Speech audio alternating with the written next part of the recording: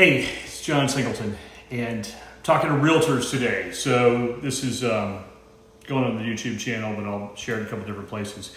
But we're talking about open houses. So you're holding an open house. So the big question is, how do you make that successful?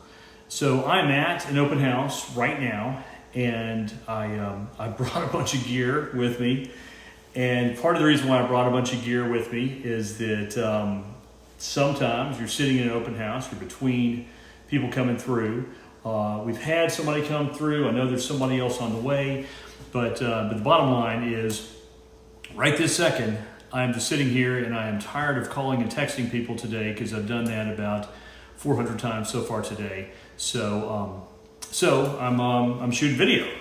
Now, what I already did is already went live, did Facebook Live. And Facebook Live is the one way that you can reach out and have everybody that you know who has Facebook have their phones light up saying, hey, John Singleton is live on Facebook. And people that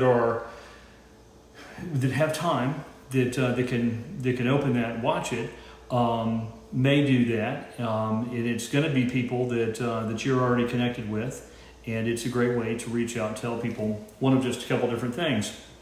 In real estate, you probably know by now that if nobody knows that you're in real estate, it's not going to work. You've got to tell people you're in real estate.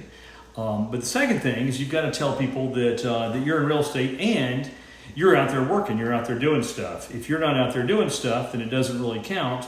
You're not really in real estate.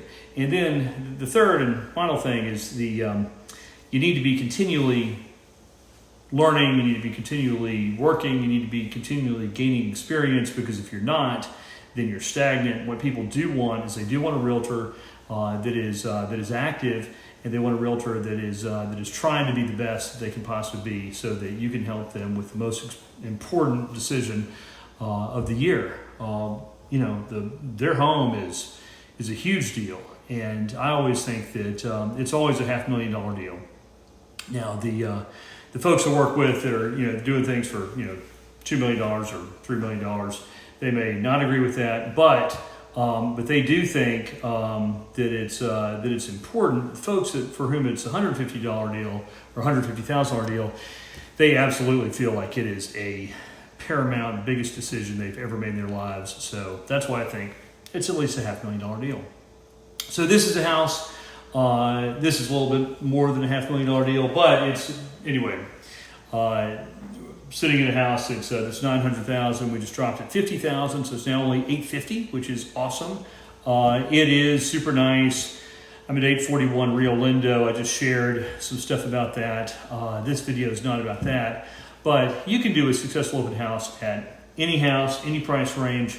But definitely recommend that you bring stuff to do, because you're going to have some dead time. I know Paul and his wife are about to stop by. And I know that some other folks have been through here. We had a showing here this morning, but also know that time's valuable, and with that precious time, I'm going to do things like work on sharing things on YouTube. But anyway, you guys can always reach out to me. Realtors can always reach out to me. Buyers and sellers can always reach out to me. But I do like to try to share what I know, because I think it makes us all better. So anyway. That's my tip for today. Hope you guys are having fun, and happy selling.